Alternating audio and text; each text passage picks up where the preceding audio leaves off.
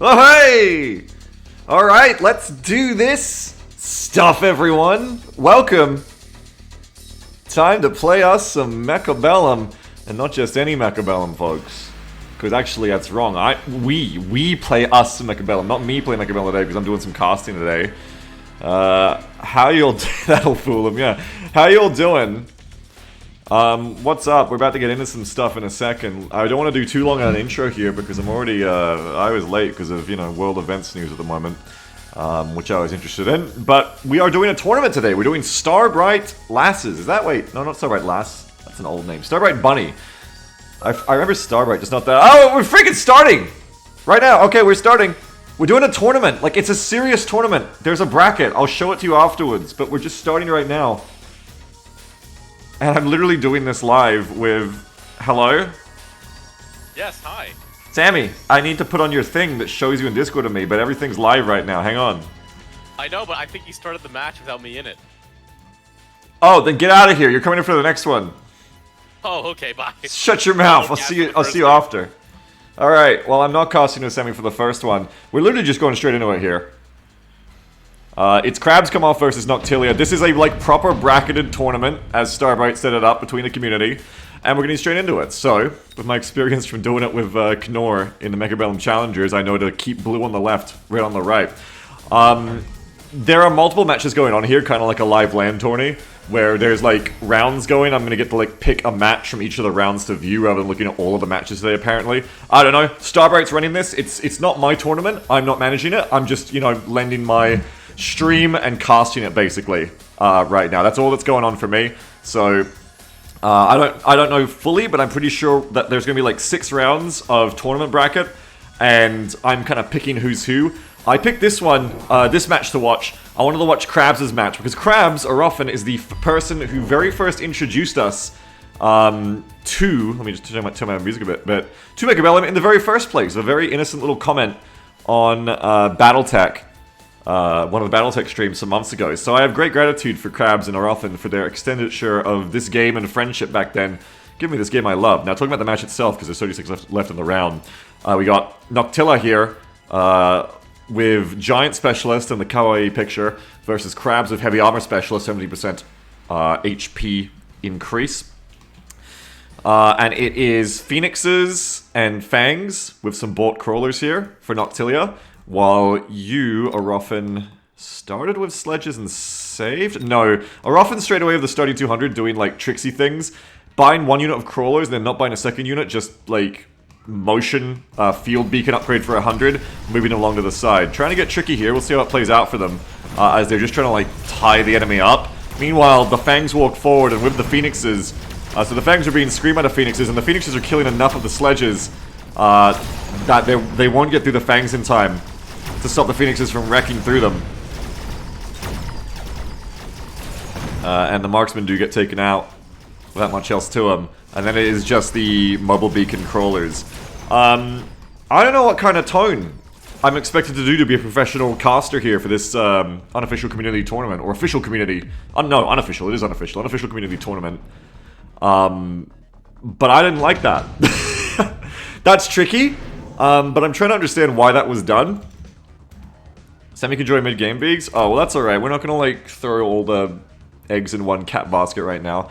That was quite a tricksy maneuver there. I'm not sure why it was done. I think there's a balance as a commentator where you want to strike, thinking out loud here, where you want to be not so critical that you're, mean or out of pocket, but you also want to, talk about the mistakes of the game, obviously, and I don't really get what that was about. Because you're against, we're trying to pull, all the Fangs to the side, and then these sledges come in and kill everything. But I kind of would have liked to just see these crawlers just go in, 2 units of them just go in and murder the Fangs, and then along with the sledges, then as long as the enemy doesn't buy crowd control, then, your Phoenixes get tied up with the crawlers, and your sledges do their job if you attack at the same time. So that was, I think, one of those... movements where, to me, I was like, that looked like being too tricky, too flashy, prancing about on your pony in dressage, and someone just rode up and rode a Bronco through you. That was a weird metaphor, but we went there. Anyway, I do know that Krabs is a good player. As they talk about wanting to get melting point regen which we'll see if they get later. No reinforcement cards picked for either of them, I see. I don't know what they actually did get from their upgrades. I think Noctilia skipped by the extra 50, I see. I need to talk more about what's going on here, which is additional units of what? Flank? Yeah. What? There it is! Giant Specialist Fortress! Now, this is what I'm talking about. Here's the Bronco. Just going straight through the dressage show on the side. Not even with the flanking missile protection either. The Crawlers continuing to just like go around. I guess they'll get to the tower afterwards. No, they're just going to aggro straight back onto the Fangs. Funnily enough, the Fortress actually won't get through because the Crawlers come over and kill it. Great use of the Crawlers there on the flanks. But it does buy a lot of time. It's just a case of now, will the Mustangs kill these Phoenixes before the Fangs and then can kill everything? And I think they will. I don't think... I think Aruffin's got this one. Krabs has got this one here. As the flanking Fortress with Giant Specialist is a cute way to use your 400 in round 2. But Fortresses are very good at dealing with large units, healthy units. Underground threat, and I think in this case, early on, not expecting that to come out from the enemy, it's the thing of like, okay, you can get a giant out early, but they probably won't. However, remember, this is a game played over many matches. Underground threat picked for both players, so that's the Crawlers coming out of the ability thing. It's played over many matches, and the big thing here is that this may not be, you know, meant to be work on its own, but may meant to be the beginning of a flank. Well, once you have the Fortress in place and warped in, you can buy barrier on it to then protect the rest of your units warping in afterwards. It's still an interesting maneuver to make here, but we'll see if the barrier is bought, and if that's the concept. Noctilia is still having 400 supplies left to do that with, so we'll see what else they buy. Meanwhile, for Krabs, Noctilia also placing the Crawlers there? No.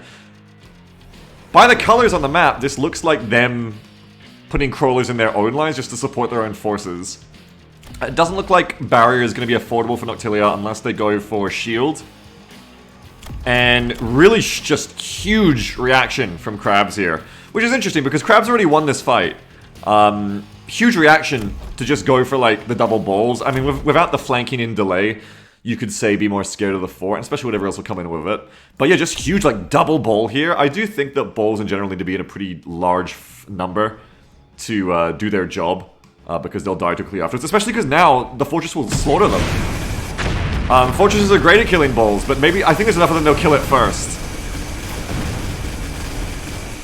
Yeah, so we end up one unit of balls goes down, +1, so that's 3 balls left, and then the rest of the lines engage. Now, the commitment to the flank there was pretty absolute with the extra units, I think, for Noctilia. And with it being wiped out so like aggressively there by the double balls, it doesn't really seem like there's much left in the front line. And now the balls that do survive come along, they're going to level up hugely off that fort in subsequent rounds as well. The balls come along, and they're able to just be like this crushing second line of tanky units that comes in now, while the Phoenixes already, you know, have all of their front line destroyed. So this is not a great turnaround for Noctilia, I think. I think the fort definitely needed to have like a shield there or something. If it was the point here. Here comes the shield airdrop, so we might see it from Noctilia. Yeah, coming down there now. Rather than buying the barrier upgrade, bringing in the airdrop shield. The airdrop shield does take like about, I want to say a little bit under a second to come in. So if a hard splash unit gets added here, there will be a moment of like these units getting messed up anyway. Interesting because the Crawlers will probably leave the shield. They might just meet in the middle of the... No, they'll sit still. So the Crawlers actually leave the shield anyway and still get murdered by the Stangs. And then the balls will have killed the shield by then, I imagine. We need to see a unit that like directly like blows these units up faster, I think. And really something to kill the Mustangs, which are doing a lot of the damage here. Meanwhile, Missile Strike for Krabs, trying to net at least one unit of these Phoenixes, which are doing the most damage for Noctilia. You can see, or I can see 60k damage down here. Another Fortress on the front line. And I want to watch these Crawlers because Krabs keeps doing this mobile beacon back and forth thing to like distract. But I don't know if I really get it. And that's why I want to watch it. I want to say it's not working. I just want to look at it and see for myself what's going on here. I feel like even with the barrier, like, I mean, with the barrier, the fort might kill enough balls to actually do okay here, but then you still have the Stangs. So I feel like this isn't going to go great with the units on the flanks, units on the flanks. Fung says it's really good against the things like Stormcallers. I got the text co-commentators here. That's a good point from the spectator chat, but there are no Stormcallers for the enemy, so I don't really get it. You know what I mean? Especially as a round 1 thing. But anyway. Shield comes in. There's a level 2 crawlers now, so that's actually kind of cool. Oh no, those are often level 2 crawlers. Those are red players, so never mind. Meanwhile, forts coming in. Level 2 phoenixes are like the big damage carries here. Not much else, but the fortress is going to be good at killing the sledges, actually. And then if you can kill the sledges, the fangs can be a great frontline against what's to come. However, because the phoenixes are so, like, biased onto one side, these sledges are leveling up really hard, and they're still alive to kill all the fangs. Without the fangs, the balls are just going to ruin everything here. And you can see even more balls live than last time, so that flank working even worse for Noctilia than last time. I think the issue here for Noctilia is a really huge investment into a flank that did not work at all, because the unit is not a broad killer. If this had been a Vulcan, the Vulcan kills everything. But because it's a fortress, and then that fortress wasn't used as a setup to a future maneuver of the barrier to like, make a strong flank, the problem now is that this fortress wasn't good from the start because it's bad against the units that were here, and then it's not going to get any better because we know there's a fortress now if you're crabs. So you're not going to place units that the fortress is good at killing, you're going to place the opposite. You're going to place units that the fortress is bad at killing.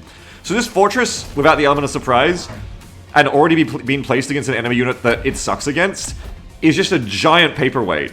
It's really not good. This fortress is doing like 6,000 damage a round for 400, compared to these phoenixes doing 85k for 200 and not feeding tons of XP to the enemy. These are level 2 bulls now, level 3 Mustang. That's really bad if you're against this. It's not good. This was a big blunder to me. Really big problem.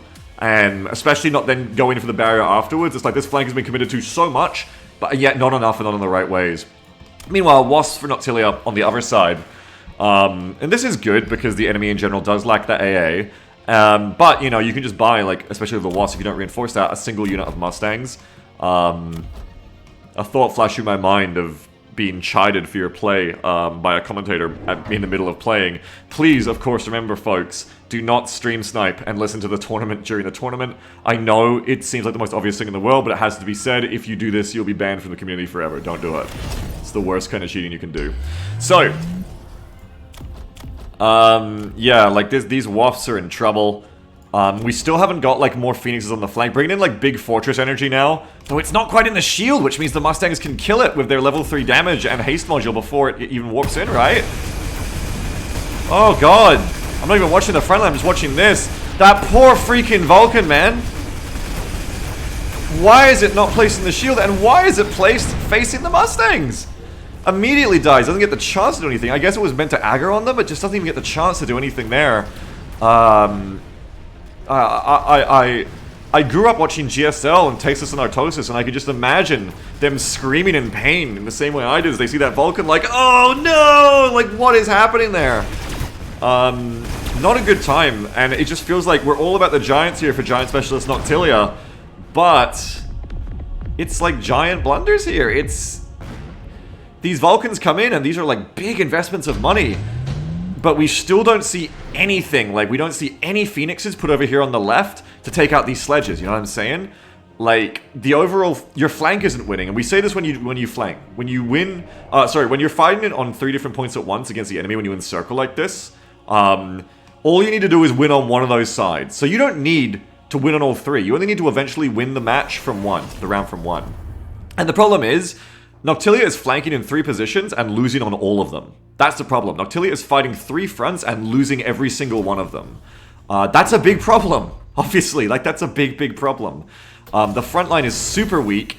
Wasps are not an army, not a unit that really promotes strength in your army, and we're not going for any more of that here. Stormcallers, but where are sledges? Where are vols? Where's even rhinos? Where's anything that just provides some thickness to your line that is not just an easily Hesh-rounded Fang unit, you know, that the sledges are just murdering every day and slowly leveling up on. 184 kills, gold medal here on these sledges, killing the Fangs. Storms are a lot of damage, but Storms are not a frontline, and I really worry here that, you know, especially because now you're buying Storms into the crawler thing that's been happening the entire match. You know what I mean? A fort on the left, yeah, a fort on the left would have been good, exactly. A fort here. Just placing, if you want to go Gaga for Giants, place a fort here now that you've got barrier as well, that just walks forward, punish the fact that Krabs has nothing here to kill that. Kills all the sledges and tanks all of this fire so your Fangs can actually do things and your Storms of Phoenixes can work. Instead, Ion Beam here annihilates. It's overkill, don't even need it. Annihilates the flank along with the balls, which are now coming for these Giants. Next stop on their tour. Marksman, you know, this is a travesty. The sledges are just coming through straight up, no problem. These are napalm storms against level 2 sledges. The humanity, you know, the humanity. The crawlers themselves are coming in to kill those sledges now. Balls crush through the tower. The Vulcan is left alone going, what am I meant to do here? Man. All I have to say is this. It's GG. It is GG in the first match, and that was a kitchen nightmare. That was not to be too harsh, but I was a little harsh, but that was severe. That was severe because you're playing units and upgrades straight into their counters. You're not supporting your left flank. It's before I go on, Starbright, are you listening? Do players get a second chance, or is this single elimination? Are you? Is Noctilia going to get another chance to play again, or is this Noctilia's only match? I have to ask. It's double elimination. Good. Noctilia, bring it back around. Okay, bring it back around here. That's what we want to see here. I had to ask if it was single or double elimination before I continued my train of thought. But this should be a wake-up call for Noctilia before their second match. This should absolutely be a wake-up call of don't do the things you just did. Committing so hard with the 400 credit fortress into the flank is a cute move, but that giant doesn't kill. That giant ain't gonna hunt. Even if it was just like the crawlers still, like one in the middle, it don't hunt. That giant don't hunt. I have no more to say. We're already a little bit behind schedule, but let's get on to the next round, I think, because I know I've already, like, showed up a bit late today, so I don't want to slow down a lot of post-analysis there. I also want to get Sammy in. But that was exciting in the most terrifying of ways. Hello, Sammy. Hello. Howdy, howdy. Howdy. I'm here to spot the flanking fortresses for you. Thank you, yeah, I appreciate it. While you talk, I'm going to try to... Were you watching? I'm going to try to get you on the screen. Tell me what you thought of the match if you were watching. Oh, my VTuber, of course. Yeah, I was watching it. I thought it was interesting. I think that Noctilla just committed, like you said, way too hard to that flank, and I was watching her left front line the entire time, which had a single Fang and a single level 1 crawler defending it, and that was it, versus 2 sledges, 2 marksmen, a unit of Mustangs. I think that would have just gone a lot better with her if she just recycled that fortress after that flank failed initially and, you know, went hard into her front line instead. Yeah, that's what I was saying. Like, I think it's fine to let your front left side be faltering if you commit to a flank that works really well. But if your flank isn't working, like, you gotta shore that up. Like, you can afford to lose on one side and win on the other, but you can't afford to lose on both sides. Like, you gotta do something. Yeah, exactly. I think recycling the fortress that first round it lost would have been a brilliant play, because then, you know, Krabs would have reacted to a fortress that's no longer there, and then you shore up your front line instead and beat them in another place. Can you forget if, like... I mean, sorry, not can you forget. Can you imagine if that fort had been sold and instead, like, there was crawlers or something instead and Krabs had just bought, like, 2 units of balls? Or even, like, air units? That would have been hilarious. Yeah, I've actually done some homework ahead of this casting gig. Ooh. And I've been watching some high-level games, and I've noticed that high-level players use recycle a lot to throw people off and do weird feints and get people to overreact to things that aren't there the next round, and it's actually a pretty interesting style of play. Yeah, I mean, it makes a hell of a lot of sense. Man, how do I get your group chat up? Oh, I'm not sure. I'm trying to get it up. You keep talking, yeah. Keep carrying the conversation.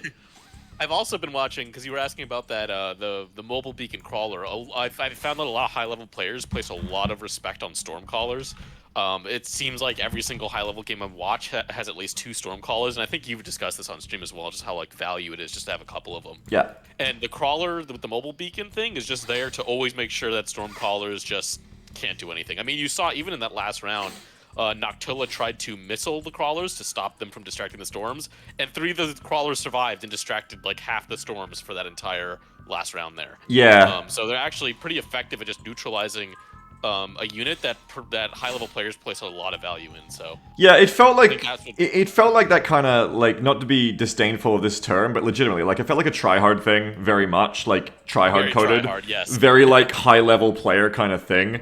I was only surprised to see it like immediately, you know what I mean? Like immediately in the first, which I think was the only one Krabs lost or something, but immediately in the first round when there aren't even storms in the field, I was like, okay, interesting. I don't know. Yeah, maybe Krabs had a different thing because you're right. It did come out before there were even any storms able to be placed, but yeah, I don't know. But it was I liked seeing the how Krabs countered that flank just so well with the Mustangs with the haste module to just ensure that no sort of chaff could go there and then deploying the balls. I thought he reacted and shut it down pretty well. He played like textbook, I think, there. I think it was a really hard reaction. Like, I think it is good to shut down the flank super hard, because as someone who flanks a lot myself, if you don't shut down the flank disgustingly hard, it can become a huge thorn in your side. But I do also agree with you that, like, it was also then a very, like, obvious and readable and punishable reaction too, if you'd seen it coming. Like, if you thought, okay, what are they going to do next? So I do wonder, like, I don't think, like, anything is ever just the right or wrong play, because it depends on how people read and option against each other. I think it definitely could have been open to punishment, but it was reacting to what's in front of your eyes, and it worked in this match. Yep. Tell me as well, while I'm getting your avatar up, tell me and everyone about how you thought you were going to be a player or a caster, and you came in here last minute. Well, originally, so I talked to you, what was it, during the isolation stream, not isolation, Dark Descent stream, and I was like, oh, you want to cast together? You said sure on stream. And then Star apparently thought, I guess, misinterpreted you at some point and thought you said you were solo casting yesterday or earlier today, and then told me, oh, Beagle's a solo cast. And I was like, oh, so I guess I'm playing then. And so Star put me in the bracket against Sloth Boy, and Sloth Boy just ended up getting the free win just now because Beagle came in like, no, we're casting. So yeah, I've been wrenched out of the tournament, but it's okay. I wanted to cast anyway. I haven't played that much. I'm pretty rusty. I think if I'm being honest, I probably would have gotten knocked out earlier. I was talking mad shit in the chat with everybody earlier, telling them I was undefeated and Mechabellum was going to destroy them, but I don't know. I haven't played that many matches. I am undefeated though. I have like 13 matches, 100% win rate right now. So. Oh, cool. I gotta defend that undefeated title by not playing any more games. Yeah, only watch them. Retire to be a caster now. Well, I mean, bring crushing defeats in commentary, like I did to one of the players in the last one, which I sadly regret now. But I got carried away. Like there was just so much going on, and I was excited to talk about it. I think that as long I mean, obviously, don't get nasty with it, which I don't think you were. But I think that criticism is helpful as a player. I mean, it always feels. I mean, it feels bad to lose in the first place, but it feels better when you can understand why you lost. And I think being able to go back and watch that commentary, even if you are being a bit harsh and critical, hyperbolic, I think it helps in the end as a player. I mean, that's how I view it, because I like to know what I did wrong and understand so I can improve. And I think most people feel that way as well. But I think it was. I want to see Noctilla come back. I'm a big like underdog guy, so I love seeing people who end up going down early, coming back and punching above their weight class. So, you know that always gets said.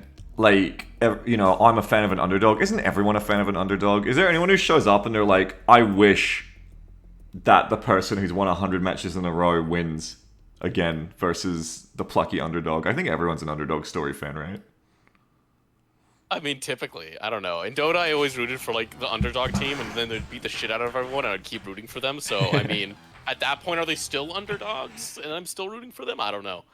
Damn, Parker says that's what they come to my stream for. Yeah, remember, anytime, if you ever feel like any of the criticism, like, against you if you're a player in this tournament, just remember the time that I, like, placed Hacker as one of the 20 times I did it, and did the dumbest shit ever. I wonder when the next round is going to start. Do we have, like, a bracket? Do you have the bracket for me to look at? I want to bring the bracket up. Star does have a bracket somewhere. I do not have it, but Star does have it. Star needs to release the bracket. Starbright says waiting on the match is going to round 11. Star, I've been told we can join matches mid-match. Is it possible? Can we jump into other matches while we wait? It should just be in this multiplayer thing. That's why I found it before. I'm looking through to see if I recognize the name. Yeah, Star, is there any way that you can help us get into that match that's gone to round 11? That sounds amazing. I'd love to be watching that. I'm scrolling through looking for it right now. I don't see it. Do we not have 20 separate Gong TV refs to invite us to each match in progress? That's messed up.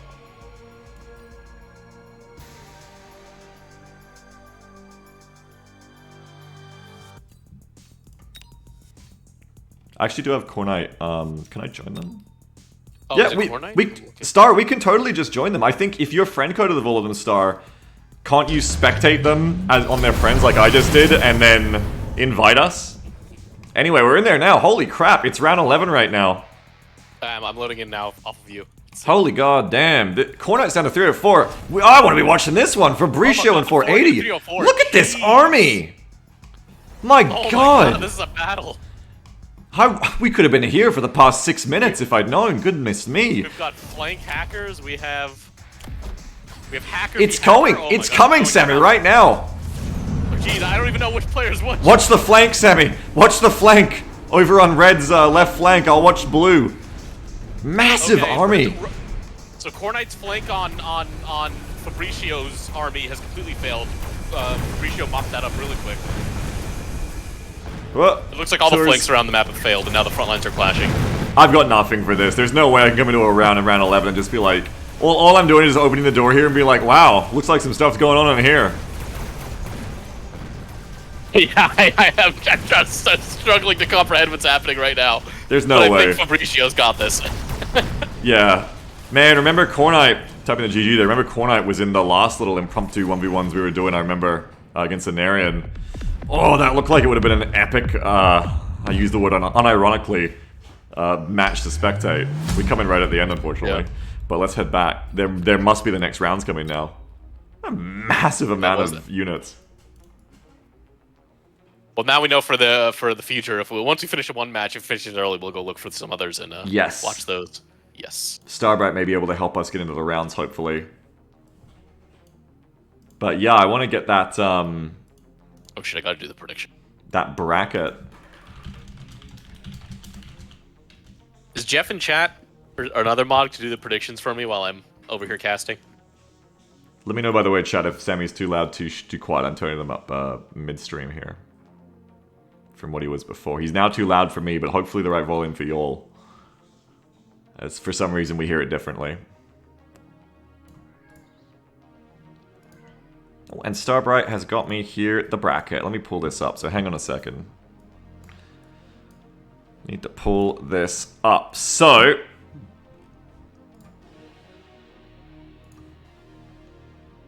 Boop. Oh, do we have the bracket? I'm looking at the bracket now, yeah.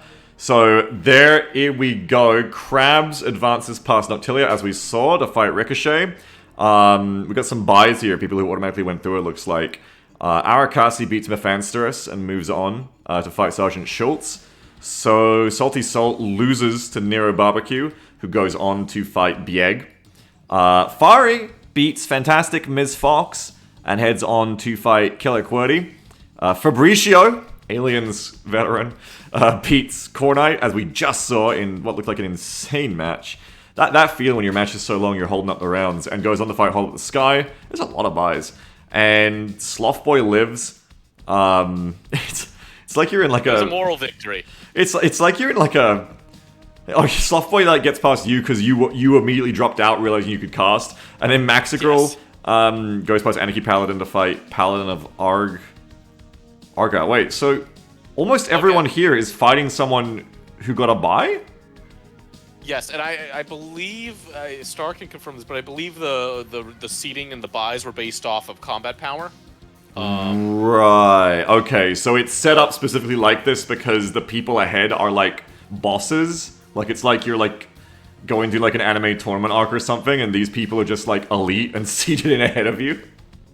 Yeah, and I think that you have to do this for double elim because otherwise there'd just be so many matches. Right. Well, I'm not a tournament organizer, so I don't know anything. I just commentate. This is like an anime arc. Yeah, this is like now you have to like get forward and fight Incredon, who doesn't even just like seeded through like tournament royalty.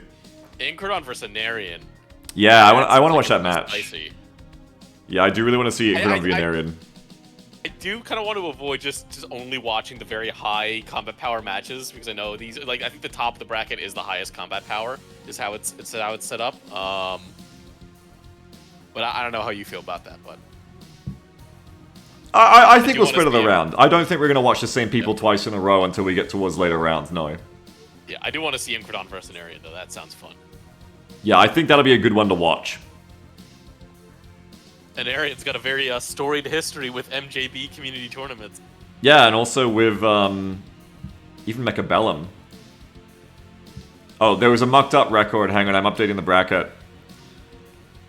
Star just PM'd me and said there was a mucked up record. Who was said to have won, who didn't? Oh no, Fari did not win. Fari went down, and Fantastic Ms. Fox is actually the one to continue on. I'm rooting for Fantastic Ms. Fox because she was interested in my freelancer mod, so that makes her my favorite for the tournament. Is caster bias? Yes. Yes, it is. Disgusting. It's an unethical stream, everybody. I'm just letting you all know. If you couldn't tell after yesterday's stream, this is a very unethical Twitch right here. What was unethical about yesterday? Oh, right. Right, yeah, I forgot. I'm not going to run over any tournament goers with an APC. That's not going to happen. That's crazy when you think about it, too, that those sledgehammers in that round of a Roffin versus Noctilia killed less, despite having the gold medal for kills, than Harper killed Union Men at Berkeley's those docks. sledgehammers, I thought you were talking about the Union Men. Yeah, hang on. Yeah, no, I was going different joke. Hang on, Star's asking me which match next, so hang on.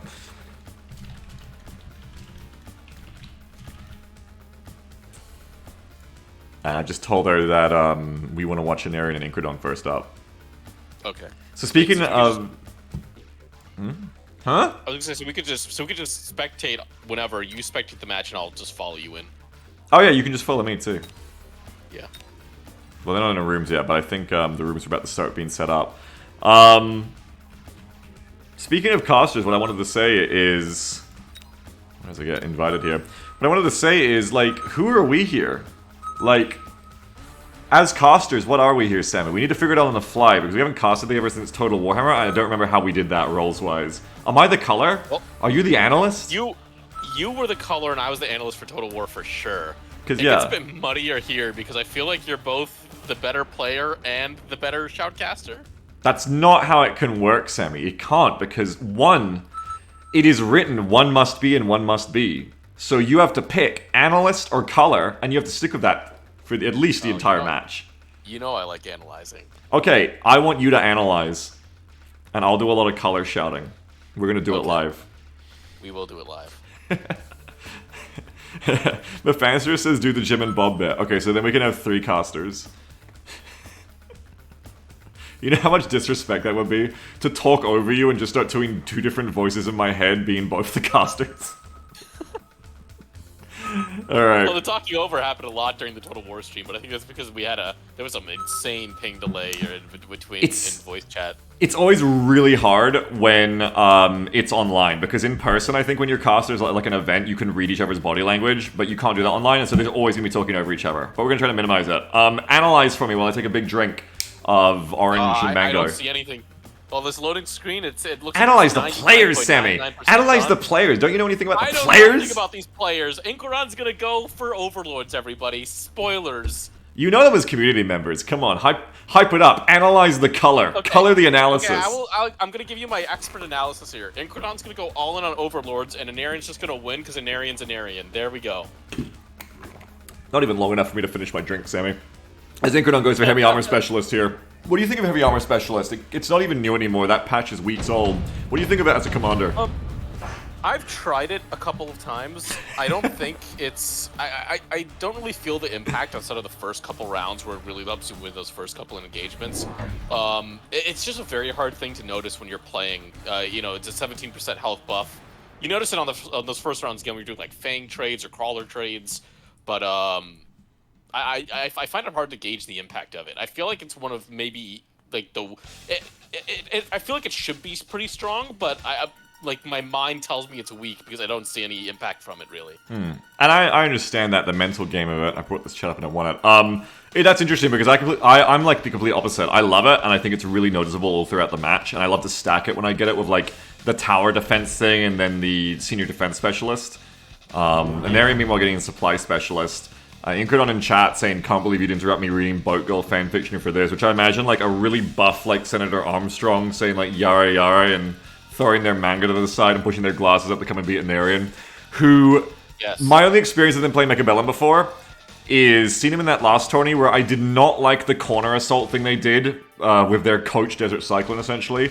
I feel like if Anarian plays like that again, I always see Anarian doing like these, I don't quite want to call them cheesy, but like they feel to me like very gimmicky kind of openings. Like going Wasps. Gimmicky opening. Yeah. Going Wasps round 1. I feel like I feel like it's always a new gimmick of Anarian, a bag of tricks. And here we go with the lines meeting. Phoenixes are going to smash their way through those sledges. The Wasps are not going to intercept them because they're going to be too busy with the arc lights. And then just a line of arc lights, a powerful line of arc lights from Incredon, providing the tanking against the Wasps for a little while here while the Phoenixes kill all of the enemy arc lights. And now it's just a case of if there's enough Wasps to get through the Phoenixes, I don't think there will be. Yeah, and you know, I was talking up in the big group chat we had going before how I was just gonna be hyping up Wasps this whole stream, but I mean this is a very poor showing in round 1 from them. Because it's a gimmick. I feel like they've made no impact for a huge cost here, and now, Incredon knows that Wasps are on the table, so. Yeah, because it's a gimmick, right? Like, did Anarian have to go into debt for that? Because it's 200 for a pair of Wasps, for a unit of Wasps. Supply specialist. Yeah, no, you're right. It's 50 for the unlock. So no, with supply specialist, it's not debt, which is good because I don't think Anarian would do that.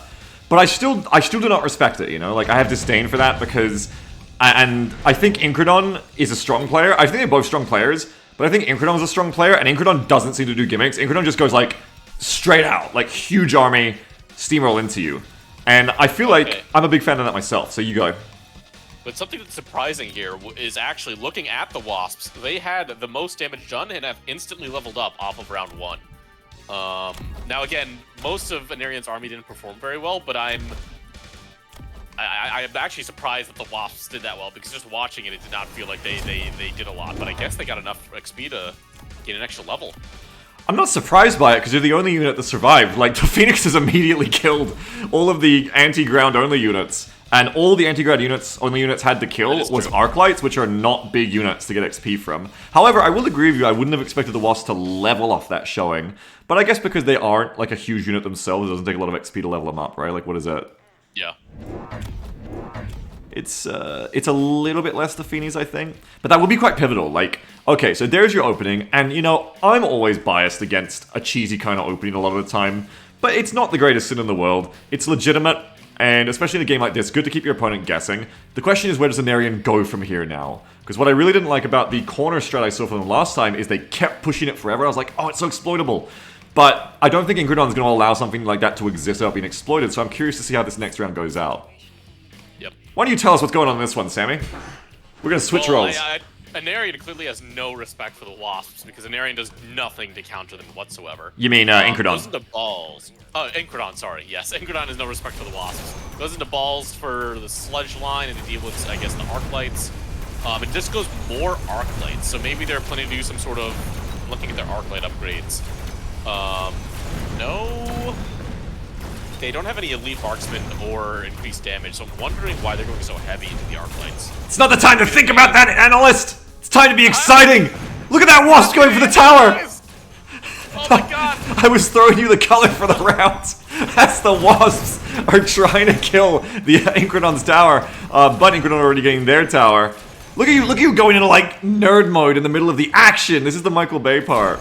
You ask for nerd mode, you get nerd mode. No, I was just trying to throw you the color. Anyway, I'm taking it back. There's one last Wasp here against like 2 arc lights and a Phoenix, but once the Phoenix gets that Wasp, it just has to beat the arc light and then kill the enemy marksman. The timing's gonna be a little close here because the marksman shoots quicker. Oh, I've never seen that before. Mutual. I've never seen a stalemate before. Beautiful.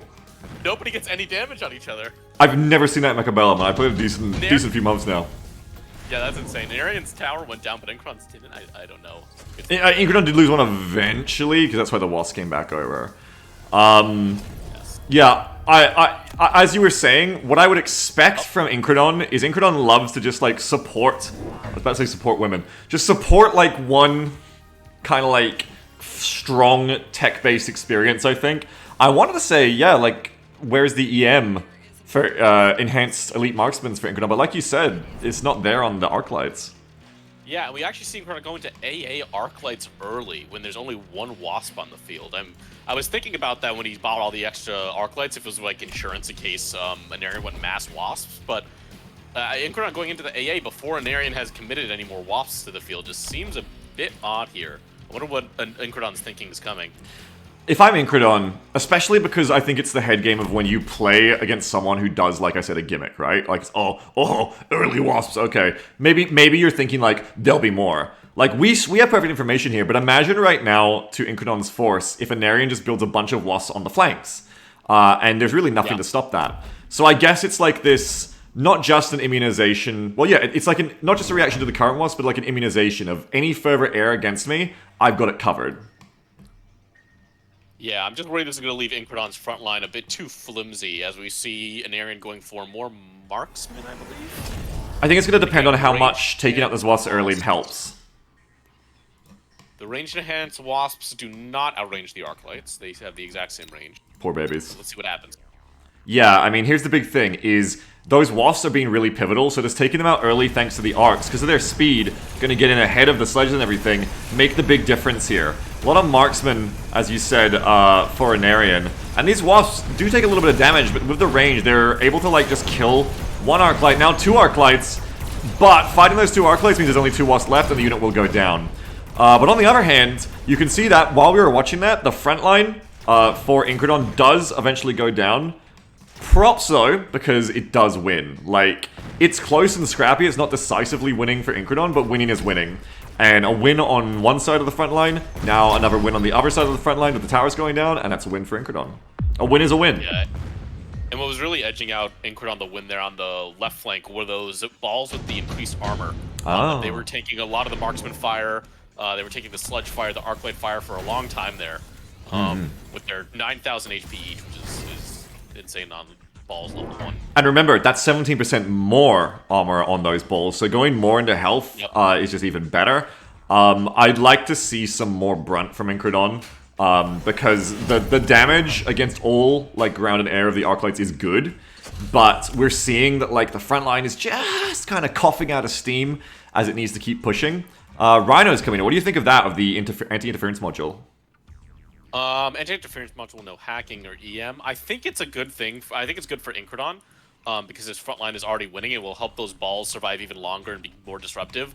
But we do see Anarian going into extended range fortresses and then buying a fortress on the left flank, which I think is going to really adequately deal with those AA arc lights that were killing his wasps. But we'll see. I think it's just going to be a question if these extra heavy armor balls survive to the late game to kill that fortress, because I don't think Incredon's going to be able to kill it otherwise. Yeah, credit where credit's due.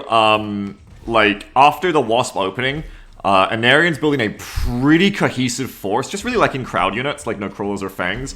I want to say that Incredon looks a little bit more flimsy in the types of units presented and the number of them. And you can see that here, where one fortress now kind of just breaks the glass house that Incredon is winning from. And now those Wasps are going to come through, and that's going to be an early tower for the Wasps, I think, to make sure that Incredon loses on both flanks. Yeah, and the Rhino does a good job with distracting for the balls on the left flank, so it looks like it's going to be a flank trade. Each of them with their opposite flanks. Oh, that was pretty pivotal. There was a defensive missile, Sammy, that actually stopped the Wasp that broke off to kill Incredon's research center, allowing Incredon to get the tower down first, and now clean up some more units. But the Wasps are going to get Incredon's tower right as they come into the fort. Who's going to win it? I was about to say, I think that messes up the timing. The fort is very low, so it can't carry this, but the Wasps, I don't know if the Arclight's going to have what it takes to take out those wasps and everything else. I think the marksman alone just the level 2 marksman. Yep. I actually think you're right. I think this was a classic situation that happens all the time at Mechabellum, where getting the tower first was worse. Because it wears off by the time you cross the map, and then they beat you. If it had been the opposite, where Incredon gets the tower second, the Phoenixes probably live long enough to get that fort, maybe. Yeah, it's so hard to time that correctly and predict when that's going to happen. Okay, so what do you want to see from the two forces now if you're them? For Anarian, I was actually going to say maybe even go harder into forts, because I feel like I mean, although Incredon does have the balls, it's... Both players go about into picking Senior Manufacturing Specialist here for 50%. Oh, it's not 50. God, imagine 50 credits off Giants. Though I'm not seeing any Giants yet for Incredon. Clearly valuing that for the pickup over what else was there. Yep. Look what Incredon unlocked, though. Overlord, yeah. Overlord, good unit. It's like I'm still in the release week of playing this game, or the pre-beta week of playing this game, where they were the strongest unit to me. It's like, Incredon's like, hell yeah, they are. And they are still really, really good. I wonder how Incredon intends to use theirs, though, because there's a lot of different ways you can use an Overlord of tech. Yeah, and I think it will. I think the Overlord is really coming in because I don't see on Anarian's side, he doesn't really have the marksman mass to be able to adequately deal with those Overlords, and the Overlords will just wreck these fortresses. And right now, I think Incredon is very weak to these fortresses. He's got no big wave units like Fangs or horde units like Fangs or Crawlers or Mustangs. He doesn't have a lot of sledges. A lot of his stuff is single target, which the fortress will just chew through, especially with that extended range before the balls can even get to him. First flank here. First flanking unit of the game as Anarian puts some sledges on the flank, straight into some arc lights and balls. Interesting. Interesting. Flanking sledges. Against that, when neither unit has crowds, is interesting. Yeah, like no one's building crowds. Yeah. Oh, lines meeting here. Rhino going in on the side. You're going to be the first to go down to the fortress, but taking a good amount of damage there before it does, allowing the balls to get in just like you said they would, Sammy. The Rhino doing its job there with sacrifice. On the other side, there's not enough to stop these level 3 wasps. Very powerful. Going to claim that tower again. Once again, Incredon gets it first, but once again, not a ton of stuff left. The level 2 steel balls are really healthy to hit over the item. 20k. Do you think they can take it here, Sammy? Ooh, I'm not sure. They have the level 2 marksman. The extended range wasps, I think, are going to be able to get on the Phoenixes. The balls are tanking. Ooh, I think Incredon still has this. Or sorry, Anarian still has this. Yeah, I think those wasps. Those wasps have gotten strong, but one will remain, and that is a level 3 Phoenix. It's tanky. If it can duel the 2 Phoenix, the marksman, it wins. Can it take their hits? I don't think No, the level 2 marksman, too much damage. It was close. That was close. Yeah, and you know, I thought the fortresses would be really good for Anarian. I mean, Anarian did win the round, but I feel like it wasn't because of the fortresses. I feel like Anarian just really needs to get something in front of that fortress. He put it so far forward, and it's just getting immediately hit by the balls. It is doing a bit of tanking for him, but I don't think it's actually doing that much. I think what really won him the round there were his marksmen and the wasps, actually, which that single unit of wasps has just had, it generated so much value for him.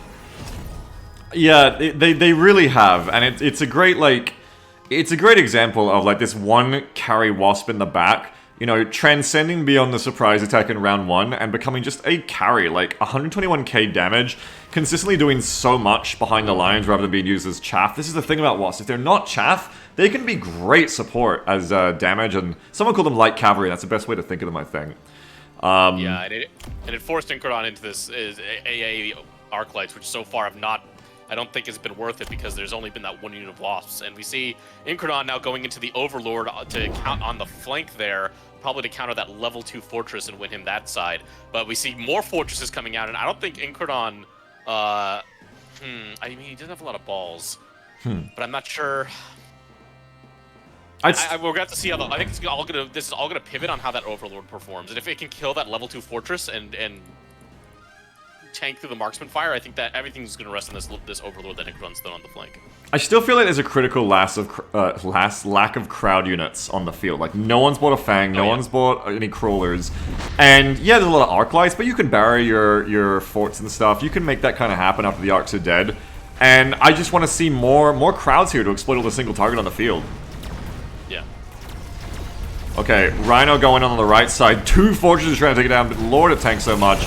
The real thing here is, can this Overlord be protected long enough for the wasps to die? It looks like yes, it can, especially if the extra sledges are getting created from the airborne, airdropping tanks factory of the Overlord. This is a very competent force, and the sustain is going to keep going. What's up?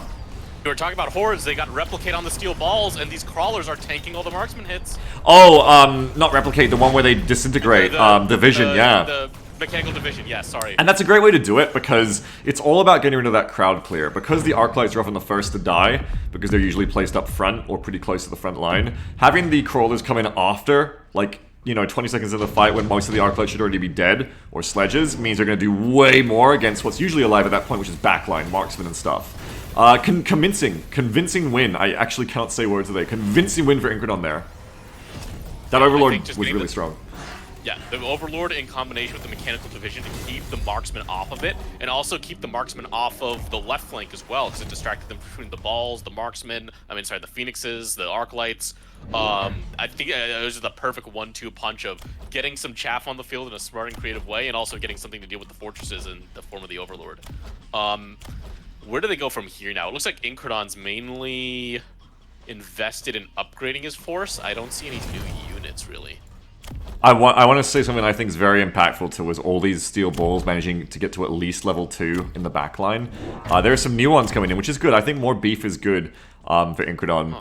But, like, those balls hitting that critical point of health where they can survive long enough to actually live in a battle and get some kills is important. I kind of like the forward balls as well, because with the balls turning into crawlers, unless that gets electromagnetic, and it will, because smartly Anarian picks up EM now on the sledge line to turn all that off. But yeah, otherwise that would be a great way to kind of like stagger balls, crawlers. But the EM will be impactful here, we'll see. Yeah, and I actually think Incredon's in trouble here with the EM coming out. Oh, I don't like the cast of the Ion Beam there because it's missing, you know? It's not killing the fort. It is hitting the Wasps and the Marksmen, which are actually, I think, huge because those are the big damage dealers on that flank. The Fortress is there to tank. It's going to die to the Overlord. That's true. Maybe the Wasps are the real target, you're right. Meanwhile, go on. I think the EMP is devastating right now for the frontline fight on the other side because the balls, the crawler strat, which worked so good last round, is not. Oh, it is starting to come into play now that the Suns are dead, but it's close. Yeah, as the sledges die, the EM works again, and it only takes one unit of crawlers here to tie up those marksmen just forever. Commanding rounds now from Incredon. This is steamrolling down towards its conclusion. Yeah, I got really worried with the EM, but I think, what level are these sledges? Oh my god, they're all level 1. No wonder they're dying before they can even get their EM off, and they don't have extended range. They had no survival, because the sledges are, right now, the chaff frontline for Anarian, but he also needs them to be the carries with this electromagnetic shot. They need to stay alive in order to shut down the ball crawl strat, but they're too far forward to really do that right now. I think that's kind of the power of the staggered line of balls that Incredon has. Rather than putting them all in one attack at once, having them come in one after the other is really messing with the ability of, like, there's no, like, second line of EM, you know? Like, there's no second line of EM for Anarian. There's no, like, reserve unit that will come in. And having multiple ways of attack in this game is important, and defense. Yeah.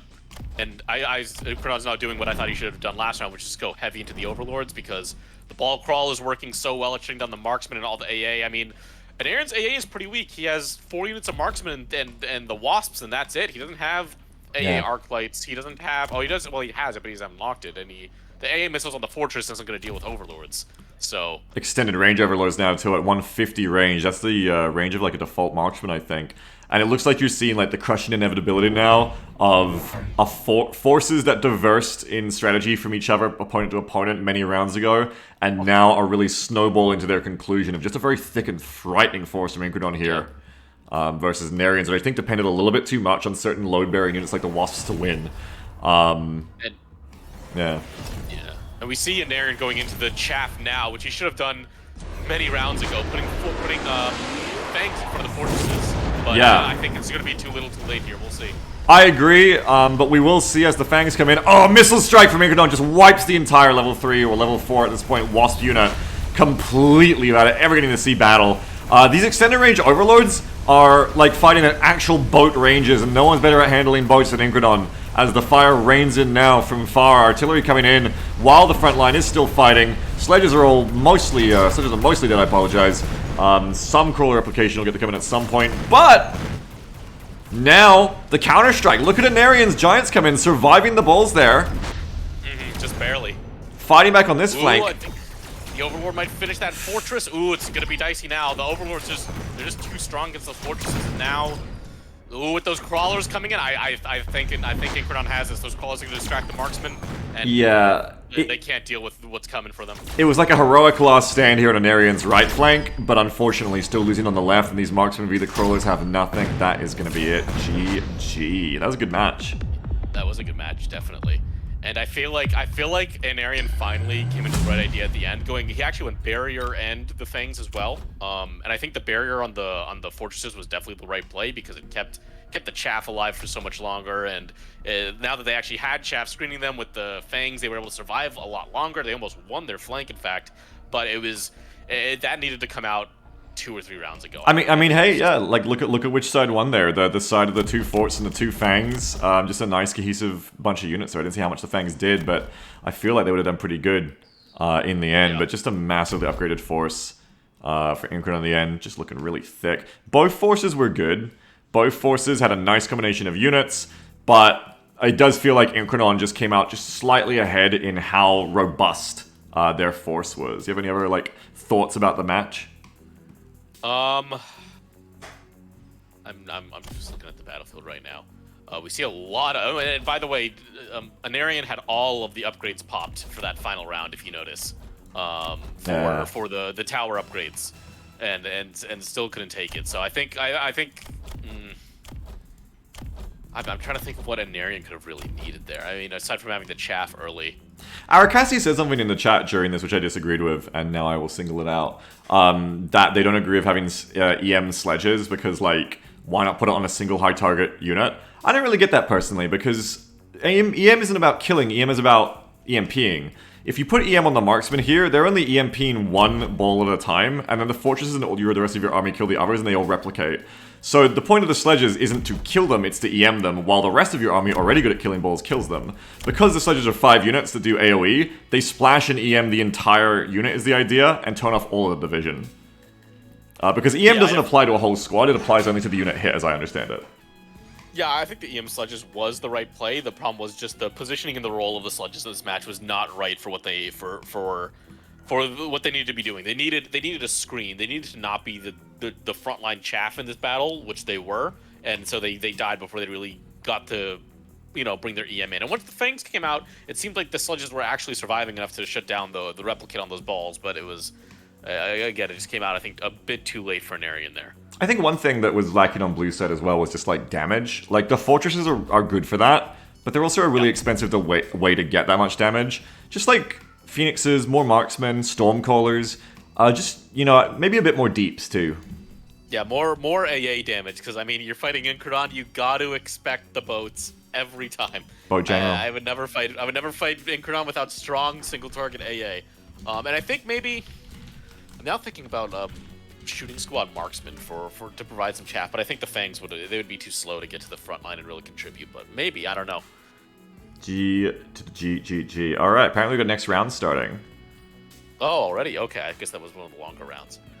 Do you want to go further down the bracket and cast some games, Absolutely, yeah. I don't want to do the same people back to back. I'm just going to look at these standings right now.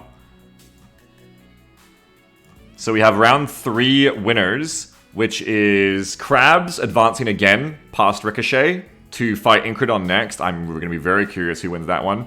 Of course, we just saw Incredon advancing past Anarian. Arakasi advances beyond Sergeant Schultz to a match versus Nero Barbecue, who beat the Bieg. Fantastic Ms. Fox continues to advance. Yes, go BMod players. To fight Hold Up the Sky, who beat Fabricio, just like the aliens, very sad. 2x2 Arc advancing past Slothboy Lives, and will now be fighting Paladin of Arlisle, who beat Maxigral. There's also a losers bracket now, which will be Maxigral v Noctilia, Fabricio v Merfanstress, Killer QWERTY v Salty Salt, Bieg v Fari, Sergeant Schultz v Cornite, Anarian v you. Wait a second. Wait, is Anarian gonna get like a bye back into the tournament? And Ricochet versus Anarchy Paladin. That's like absolute winner of the one rat tourney, like elite, not elitism, favoritism right there. All right. That is.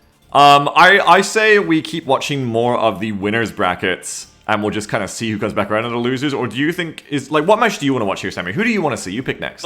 Okay, this is my like name recognition bias showing. I want to do QWERTY versus Salty Salt, but just because I know both of them, and that's I think unfair bias to the other players in this tournament. This will sound meaner than I mean it to come off, but I don't want to watch So Salty Salt here out of all of the players because I know So Salty Salt is probably just doing a 1 unit strategy like always. I'm sorry, Salt, but I know you're probably just doing like I saw you in the chat before saying like, oh, all wasps lost. And I just feel like we can be respectful to the other players in the tournament and watch the others. And if Salty gets through of the one unit strategy, maybe we'll see Salty in the following rounds.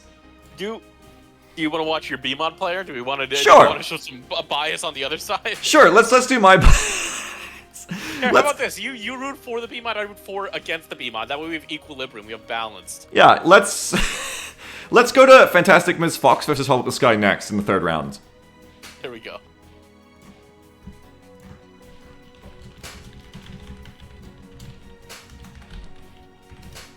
Alright, I just let Starbright know. As she is hurriedly, in a blur of rabbit-like motion, organizing this entire tournament as we go. Fantastic Ms. Fox says, no, you'll cast a curse me. Yeah, I will. Absolutely. I absolutely will. Oh, wow, Fantastic Ms. Fox looking real good here with that wow. Dead in round 5. Well, if we're both rooting for the opposite sides, is it gonna like double cast or curse? It's gonna be like a round of blunders for both players. No, I feel like because like it's based on like content creator like seniority. Yeah, like I feel like I have the furthest to fall, so I will be the one to fall. Fiddle caster, I see how it is. Yeah, but you're like smarter. Do you get what I mean? I think it's like inverse brain, where the bigger you are as a content creator, the smaller your brain is. So like, I'm the one it's funniest if I pratfall. That's why I'm the one it'll lose. Okay. I'll accept that logic. Alright, we're waiting now to get our invite into the next match, but I look forward to it. Yeah, I'm gonna go grab a drink. I'll be right back. Alright. I'm gonna have a drink right here at my my table. Of course, Sammy has to get up and go get a drink because Sammy cast from his toilet, so he can't keep his drinks in there because that would obviously be disgusting. But I'm here in a normal room, so I could just have my juice right here.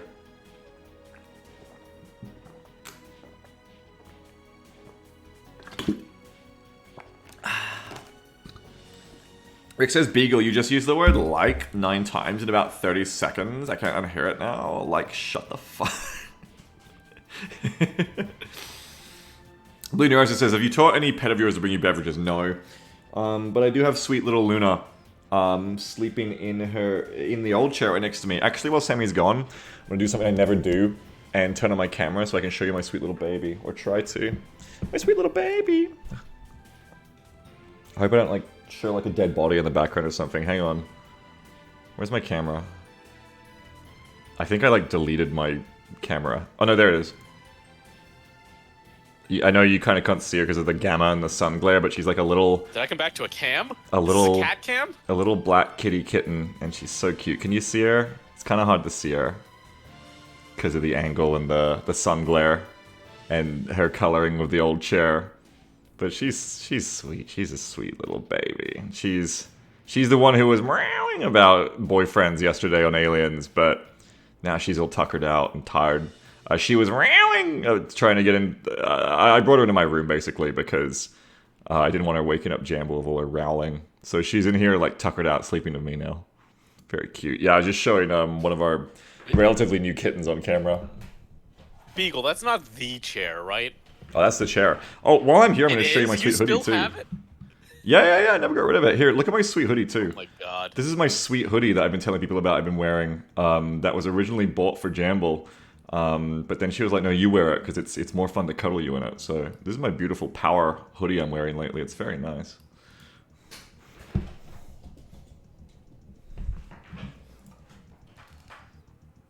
Oh, you have one like that, PG? You have one like that, Peter Griffin T? Very good to hear it.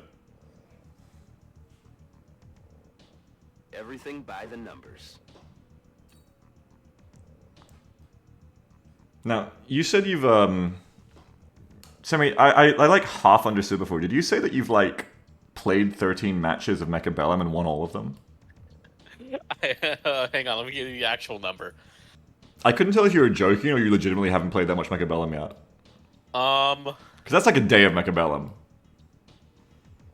You understand a lot about this game in casting it to have only played a day of it.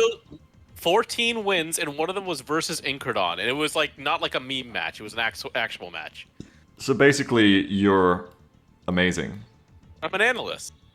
I don't play the game. I just know things. I'm like Purge from Dota. Well, no, Purge plays the game. Artosis plays I don't know. StarCraft. I don't well, respect any of your Artosis is Dota like- shit. Is Artosis like a analyst caster? I feel like he's like a shoutcaster type, right? What does that mean? What do you mean shoutcaster?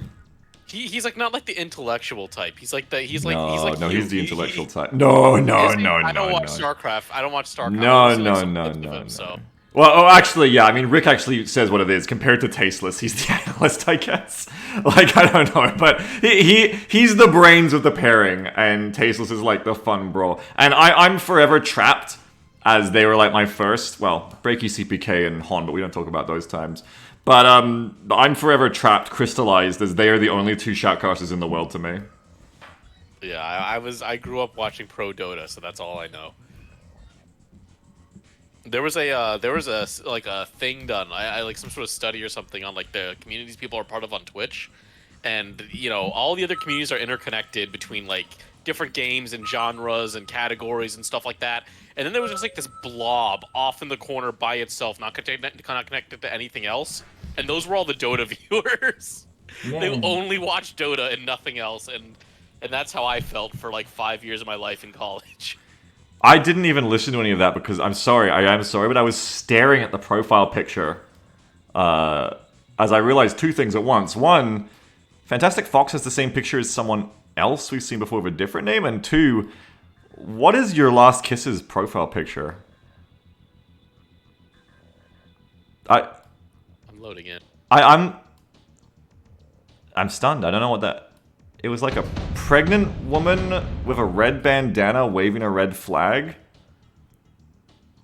I'm stunned by it. It's like artistic. It's very powerful. There's like someone yeah. in a sports jersey in the background. Yeah, I can't tell if it's like for sports or socialism. Like I can't tell what's going on there. It looks like your favorite says M-Preg Revolution. Well, it looks like something's going on. Anyway, into the match itself here. So Fantastic Fox on the left, and this is my player because she wanted to play B-Mod, so naturally your player is Last Kiss, right, Sammy? Yes, correct. Okay, and Fantastic Fox going for Speed Specialist. So here, I'm watching what Fantastic Fox does. You gotta advocate. Tell me what Kiss does.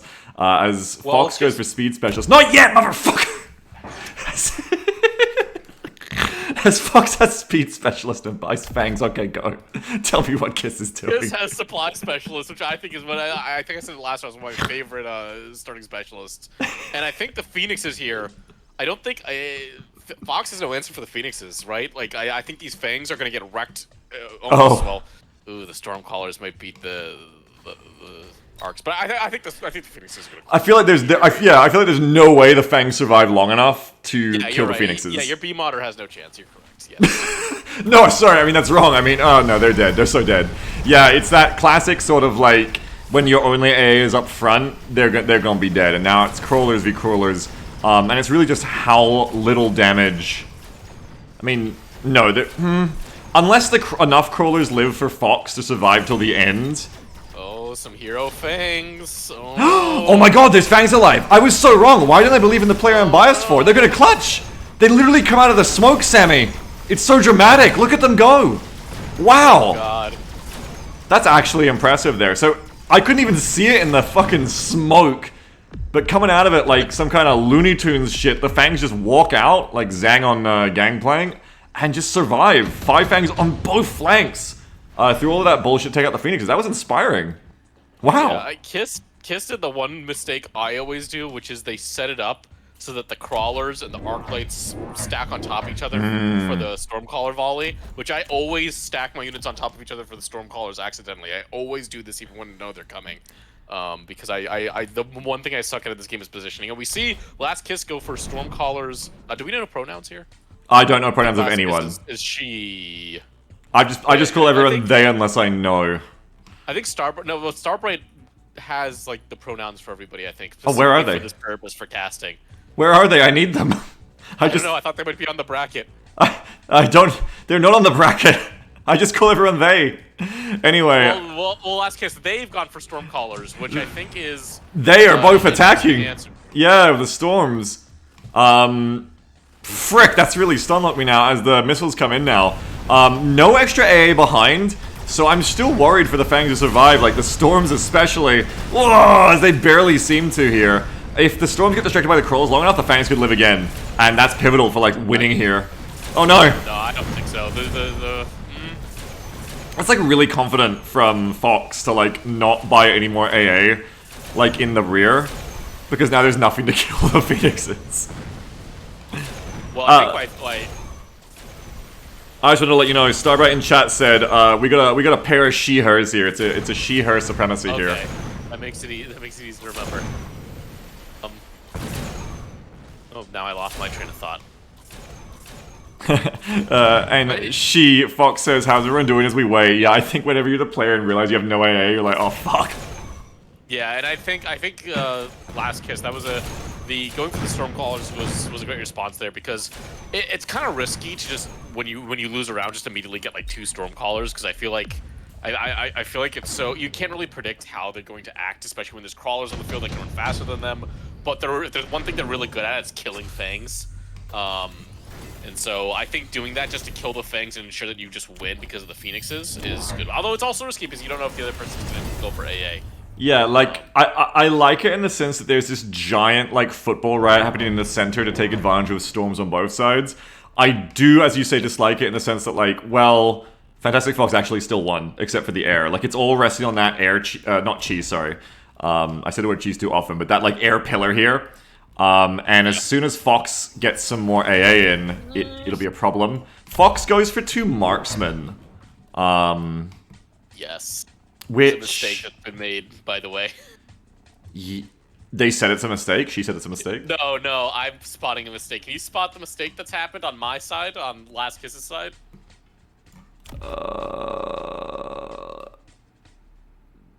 I'll point it out for you. The Fang positioning, the Fangs are on top of the blades, who are already on top of the crawlers. Oh no!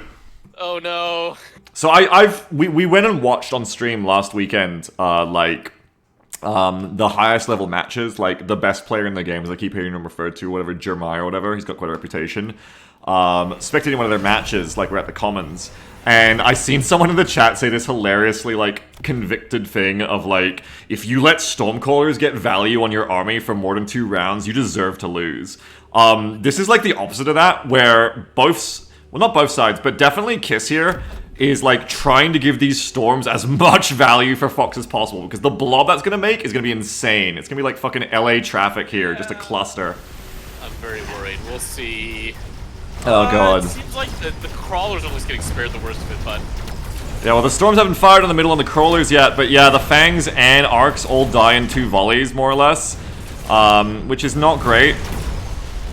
Now it's just sledges remaining for Fox. I mean, it's a pretty good number of units left for Kiss against them, but yeah, personal shield item standing for the sledges in the middle is going to actually make them so much more resilient here, and is pivotal in tanking for the rear damage units. It's going to be very close either way. Oh, but there's 1 marksman left, yeah. And 1 Phoenix. Done. Dusted. Makes me want to play Battle Bit with you, Sammy. I want to go play Recon now watching that snipe. That was great. You can't. The servers... Oh, never mind. Oh yeah, I forgot we literally can't. But we can watch this together, as that marksman does die, but dies eternal. Shiny and, well, not chrome, white. And, these are close rounds. There was only, like, what, 5 units left after the end of that one? It's close. They've all been very close, and I love to see matches like this because they're going to go for a while. It's like watching tennis players rally forever, and you're like, who's going to drop first? When you see the armies so close at the end, it means little health damage is being done, and we're going to be in for a long one, hopefully. Yeah, and I do want to point something out, which is that Last Kiss has Supply Specialist, but also Intensive Training, which Fantastic Fox skipped out on. So, long-term, Last Kiss is going to be getting more levels and more resources than Fantastic Fox. I gasped so because... interested to see... We just said, like, I just said I think it's going to be a long match. So I gasped when you said that Fox passed up an intensive training. Oh my god. That's what made me realize it. I was like, ooh, the intensive training and the extra supplies. And we actually see a flank coming in from Fox. A flank from both players. Last Kiss going for elite recruitment with level 2 crawlers on the flanks. On both flanks. To get on top of the Storms. Interesting.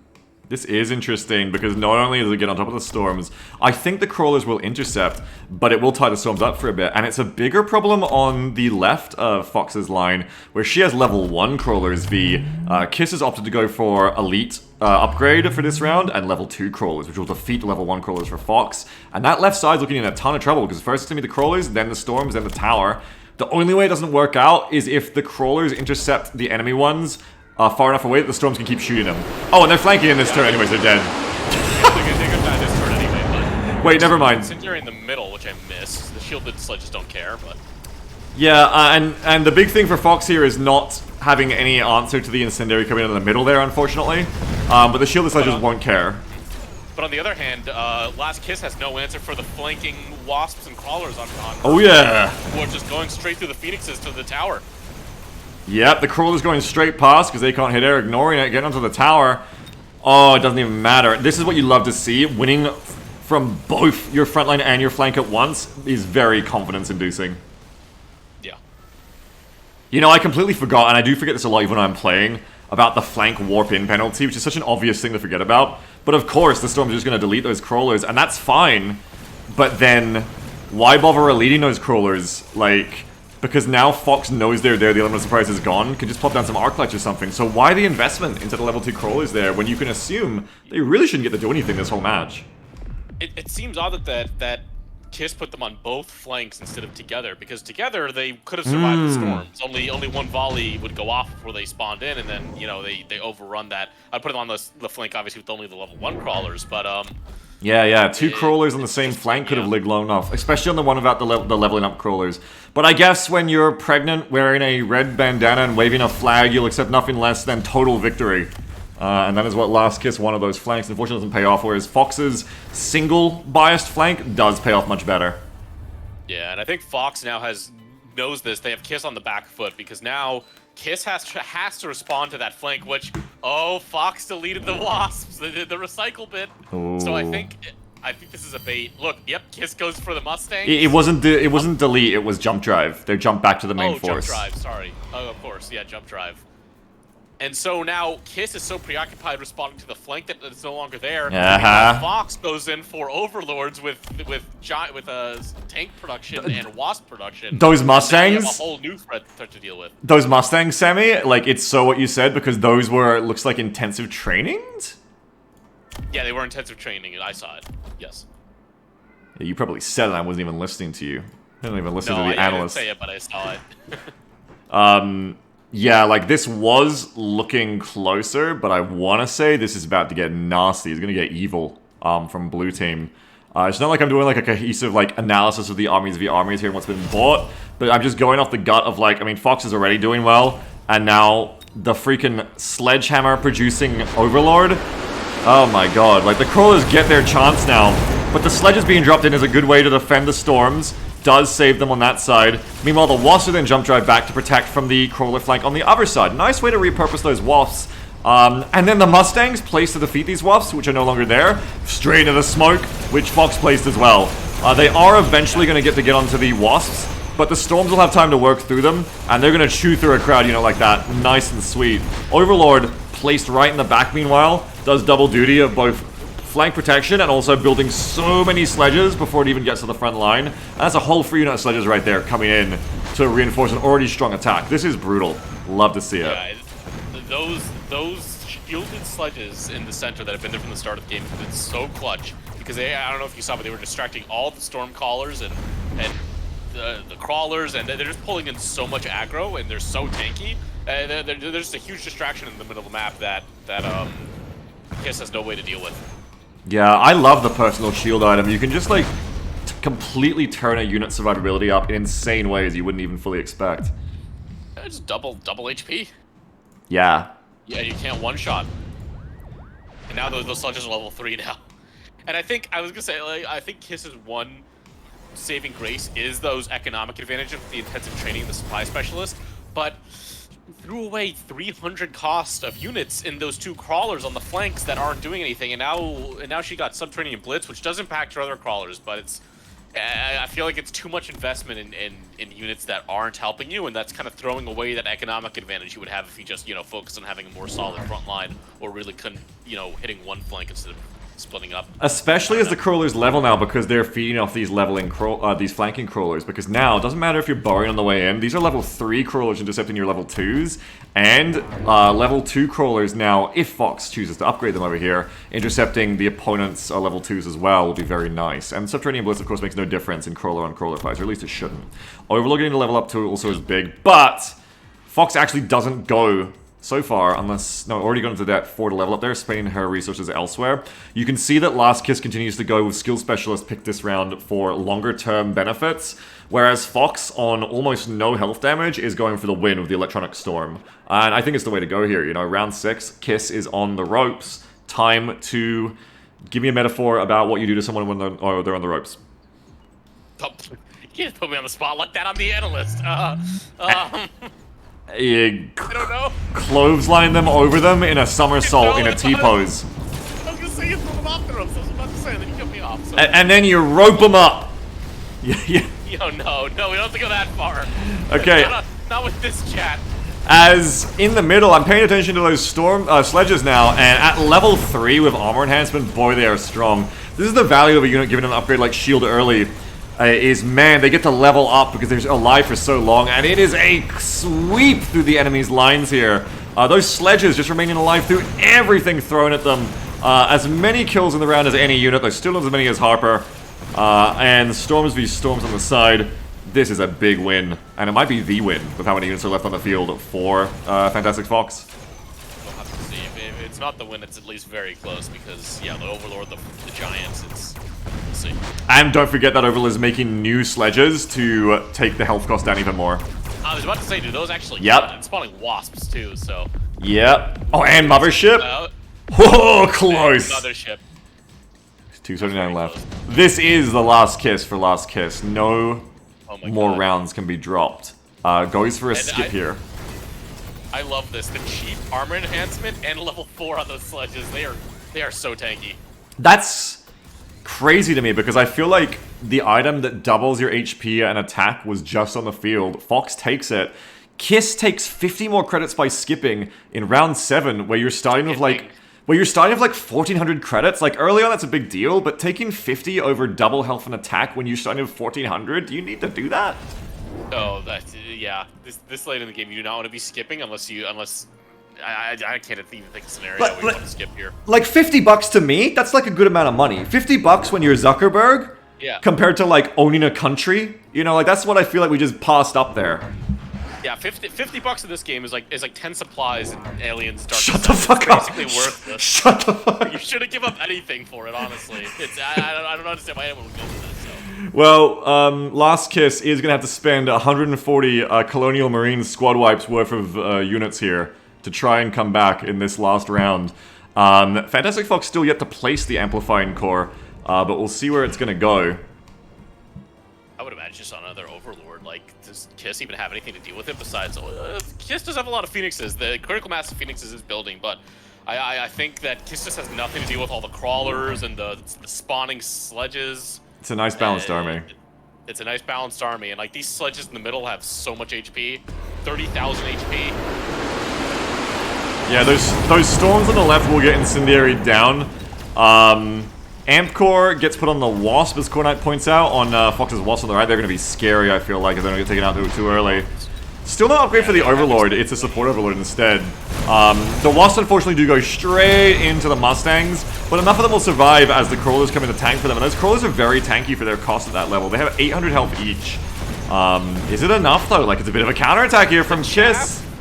Yeah, the chap's gone, and the quick mask of Marksman was just mentioning his heater, and the Overlord isn't going to tank that. It's going to tank it for a bit, but what's going to kill the Phoenixes? Ooh, it's a real turnaround here as the damage stacking of all those Phoenixes and stuff is just starting to come through for Kiss now, and there just isn't enough grunt. This is a problem for Fantastic Fox, because she's been going into debt for the last few rounds, very aggressively trying to win. Notice. Yeah, and here's the thing, it's like what we said, this, the upgrades taken by Kiss favored a long range, like intensive chaining, which Fantastic Fox passed up. We're getting into the danger zone now. It's round 8. If Fox doesn't win soon... Sorry, I was gonna say, now we have Fox skipping, because Fox is broke, and now we have Kiss going for the killing blow with the electromagnetic storm. And the smoke, oh, but we have shields in place. E-Blast would have been painful on the middle, where it would have taken out all the shields at once. I think it's still going to net 2 here on the edge, and that is painful because Fox is going for the 3 shield to try and survive longer. I feel like Fox is paying a bit in neglecting some upgrades for units around the match, as she's been trying to like really finish things off of money spent elsewhere. But she's got 1,000 now, and I think we just need to see some more grunt. Like, imagine having like a few more high-level sledgehammers to do what those middle ones are doing. Yeah, I really think more sledges, but I mean, at this point, you get, what, level 2 sledges? Are they going to be enough? Versus Storms and a Phoenix Mass that is getting stronger and stronger? Like, 3 of the Phoenixes leveled up? I mean, 2 maybe... more Phoenixes coming out with elite recruitment, so they're level 2. It's a very all-in on the Phoenixes here, and I can't say that Kiss is wrong for it, because the Phoenixes have been doing great work last round. I mean, you know I love them. Another unit of them going down. And the great thing about Phoenixes is you can just get so many of them in, 2 per squad, but they still do more damage than a marksman. You can get so many of them in later rounds. That is a terrifying amount of damage in the backline for Kiss. And if you don't win early as Fox, those Phoenixes are going to kill anything. And we see Fox going to your favorite trap, the mass wasps. Let's see if it works. But they don't have range, and that's what I hate here. That's cool. Well, doesn't get the middle shield is important at EMP, but the fact that those wasps don't have extra range means they're fodder to the Mustangs. I'm really scared here for my biased player. Oh, they're just going to be fodder. The crawlers, though, coming at the pivotal time to save them. Will it be enough to let the wasps actually be useful here? They get into the Mustangs. The Mustangs are going down now. The wasps protected by their little crawling bug friends just long enough to get in there and clean through. And now it's a horde of wasps against the Phoenixes, which just cannot kill them fast enough. The wasp swarm is what was needed here as the tower goes down. The storms go down. The Phoenixes go down. Good round. And there was a sliver of hope for Kiss there. But that is GG as the Air Force comes in. Powerful. That was a great game. How dare you say it was a trap to go heavy wasp, Sammy? That was the masterstroke. I was gonna say I lost and then my player lost, but I won, and that the mass wasps were proven right. And it's a shame. I was the advocate for the mass wasps, so... It's a shame because usually you only have to watch one person lose, but that PFP, 2 people just lost there. That's a shame. No. You're not gonna count the guy with the jersey in the back? No. He doesn't count? No. He counts in my heart. Fine, 3 people. Anyway, it was a good match. It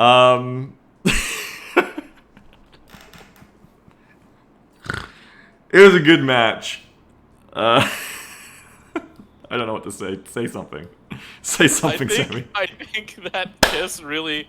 I think that Kiss had I think that the blunder with the double crawler flank was really where things went downhill for her, because up until then it was very close. But I don't know, maybe she, like you said, she just forgot about the deployment time, which I've made that mistake as well. I think most of us who played Mechabellum have made that mistake at least once. The warp in delay, yeah.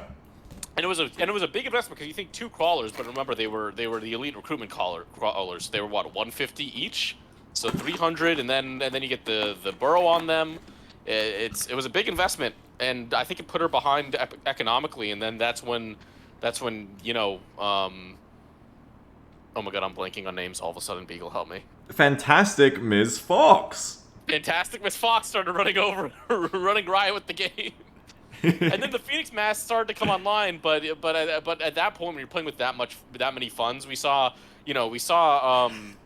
Last Kiss just double down. I don't know why the names are like flying out of my mind right now. They're trying to escape so hard. I'm trying to grasp onto them. They're powerful women, Sammy. Just call them girl bosses. The second round of the match, they try to fly away, and but I think that Kiss went more into the Phoenixes, and then I think that You're casting from the bathroom and your commentary is in the toilet, Sammy. You need to flush it out. You need to get back in the game. And then Fox had the read, and that just going mass Phoenixes and mass wasps. I can't even get the unit names right now. It's over, guys. It's over. I'm done. Goodbye. Sammy Bros, it's over. My We brain's lost. scrambled. Number 11 round rank game. Which one, Cornite? I want to see it. Holy Oh, shit, crap. let's get in on that. Let's get in on it. Where? Is it Mephanstress? Mephanstress is in the tournament. Is Mephanstress still in? I want to watch. We're going to Mephan right now. Round 11. Bonus round here. And they're calling GG in the bottom, so we already know that somebody just won or lost in this round. Who is it? Quickly, who is I'm it? getting an error trying to view. Oh, then it's only me.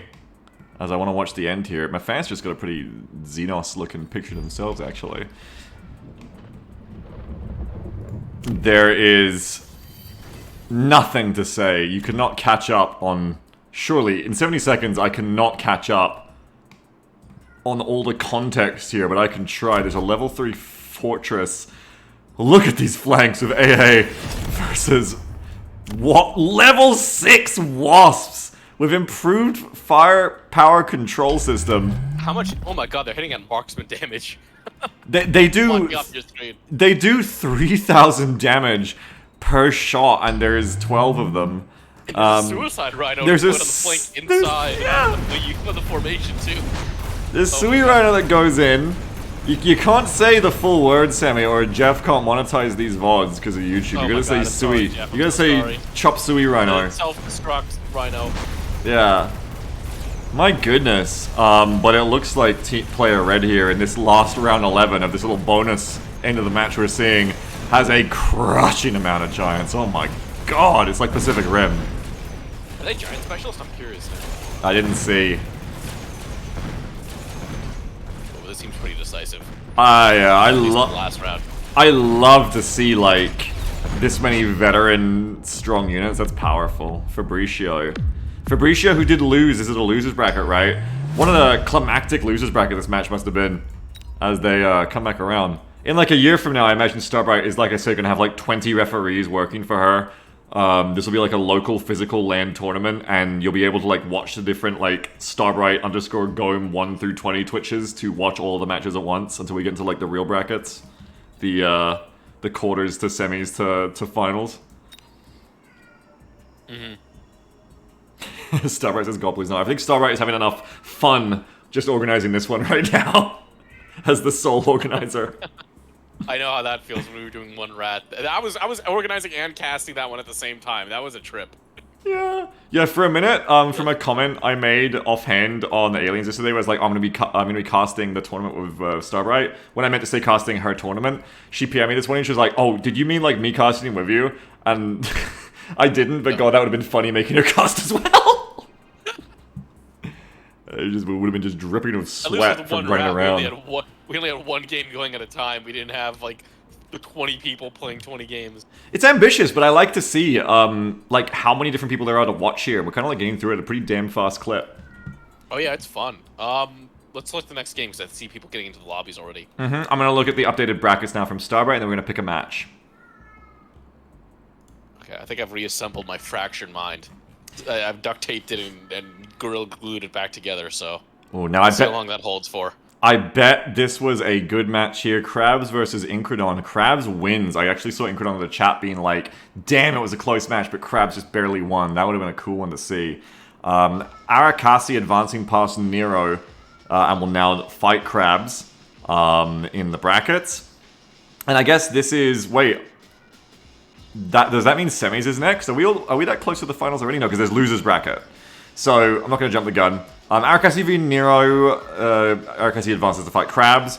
Fantastic Ms. Fox, as we just saw, defeating Your Last Kiss, Hold Up the Sky, and goes on now to fight 2x2 Arc, who defeated Paladin of Arlisle.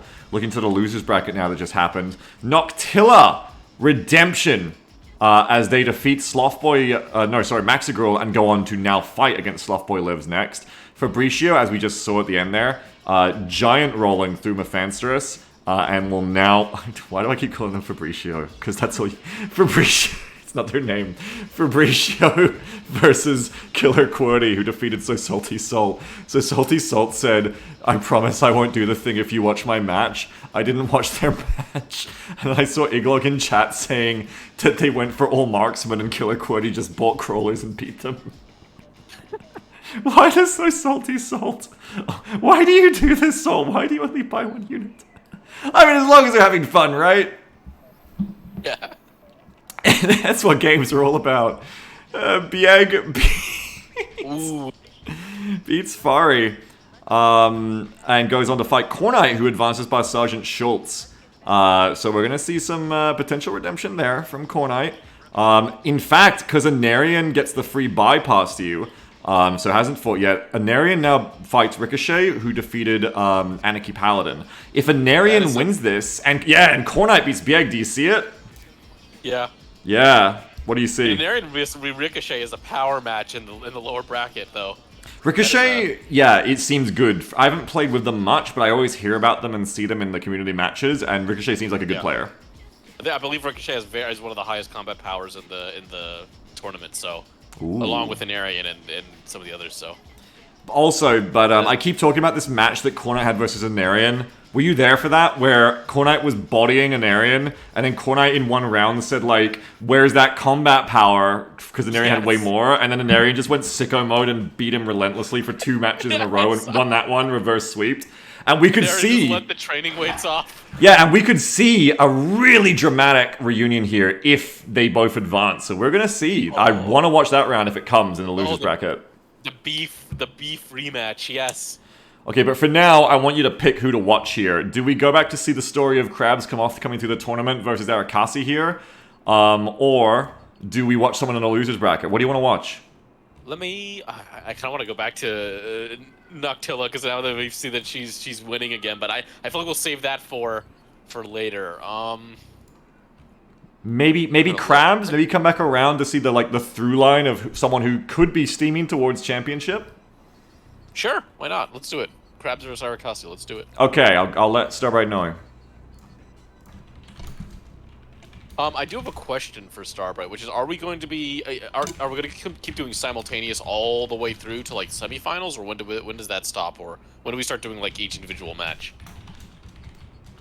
Is that a plan, or are we just going to keep going this all the way to the finals? I am a dumb himbo, and I just talk about the match put in front of me. For semifinals, I'd at least like to cast each semifinal match rather than just because there's going to be only 2 of them, right? A lower bracket and upper bracket. I'd like to cast both of those, and then we do the finals as well. Well, is this the semis? Because it'll be Krabs. This must be the quarters, because we're now looking at the quarters. I think we're now looking at Krabs. Yeah, so because there's a losers bracket on the other side, this is the quarters. Then it'll be semis and finals. So yeah, are we gonna start doing these individually, or are we just simultaneously the whole way? That's what I'd like to know too. Well, wait, go back to the lower bracket, because it's not in quarters for the lower. There's still like 4. Yeah, true. We're like 1 away from quarters. So I guess we'll do like 1 more round, and then do we pause the upper bracket and wait for the semifinals, the upper bracket semifinals? Well, it's this kind of weird thing where the winners are in quarters right now, but the losers are 1 round before quarters because they started 1 round later. I'll just ask Starbright. Oh, she Starbright. just confirmed to the chat that upper will be paused. Yeah. Okay, cool. Are we Starbright? Are we going to watch each match individually in the last and are they best of or whatever? How is that? What can we expect? Are we doing like best of whatever's as we get into these higher rounds? Finals better be at least best of 3. It's like single elimination, and someone just like wasp starts. Misclicks. So someone just plays it in Overlord and wins in round 3, and they're like, all right, that's it, that's the champion. You get 6 pulled. No best of except last day. I guess we do best of 3. Okay, this is a lightning tournament. You know what that means, Sammy? What does that mean? It means this tournament's probably gonna be done in an hour, and it's gonna be time for more aliens. Oh shit! Okay, I look forward to watching that. Maybe. Look forward to watching more Unionists get slaughtered. Maybe. All right. Well, I'm excited. Yeah, let's watch Krabs and Arakasi. Let's do it. I'm enjoying this so far. Are you? Yes, even though my brain is a bit scrambled. Which, by the way, I do have an excuse for that. I did today close on my first ever property. I finally bought something, so I'm no longer. I bought a condo down where I live, so I'm no longer renting for the first time in my life. Congratulations. That was a stressful day, so.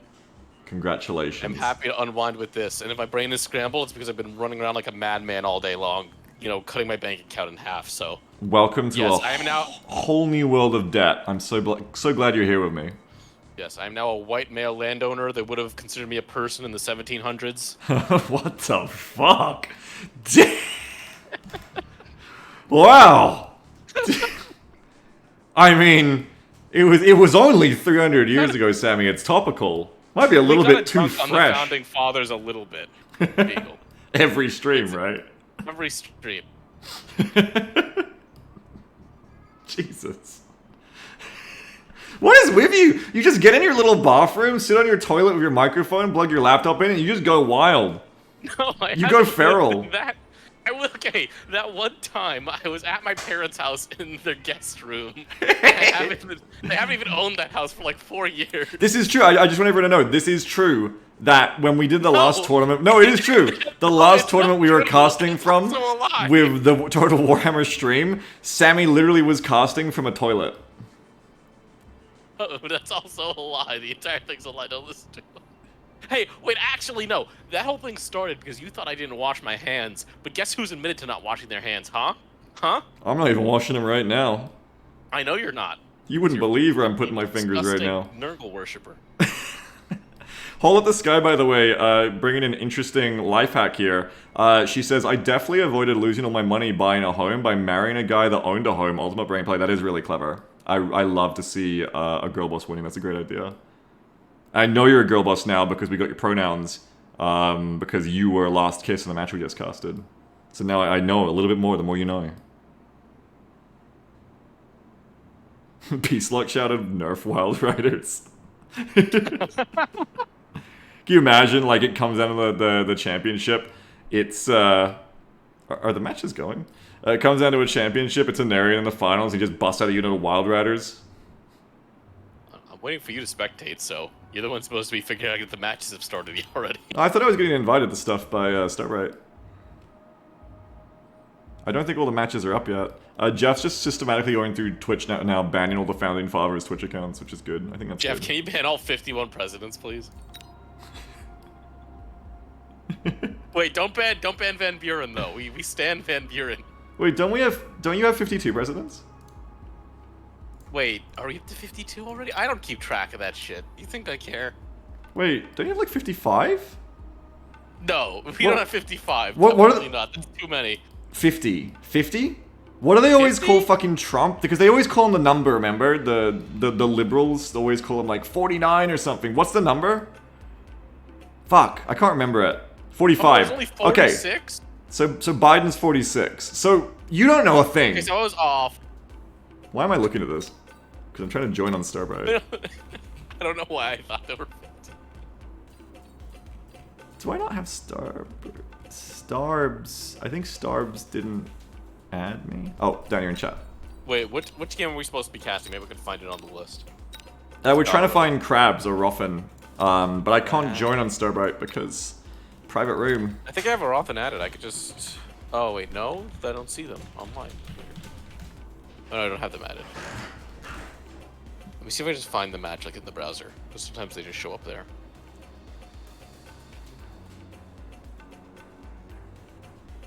Because Ricochet and Anarian are playing right now. Oh, here, I found it. Yeah? Get us in there, Sammy. Oh, they haven't started yet. There we go. Right, hack us in. Oh, I can't invite you, but if you click my name, yeah, there you go. I'm in. Perfect. Alright. Ooh, the combat power differential here. Arakasi. I was going to say something that I'm not going to say. Well, now everyone probably wants to know what it was. I was going to say Naruto-ing their way through the tournament. They're clearly the rookie with the lower combat power. As, I don't know why my brain goes to these places sometimes for metaphors. As a Ruffin comes in of like the 18k, almost 3 times their combat power. Maybe it'll be the one to shut them down here. Will the Crabs come off, Sammy, in this match? Oh no, Krabs was saying that they keep getting beaten by everyone in this community earlier in the chat, so... Which was clearly a feint, because now they've beaten everyone on the road here.